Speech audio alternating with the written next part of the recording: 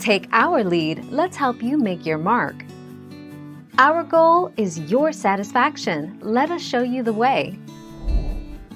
Do-it-yourself attic fan installation instructions.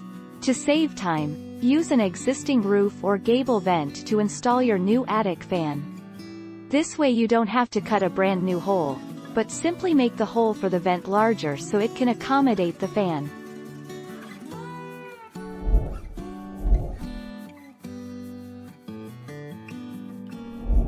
Let's help you make your mark. A box fan sucks air from its back and propels it forward.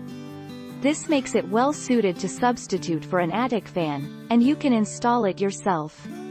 No extensive remodeling of the attic must be done, since you will be able to use an existing attic vent. Thank you for watching. Please subscribe and hit the bell notification.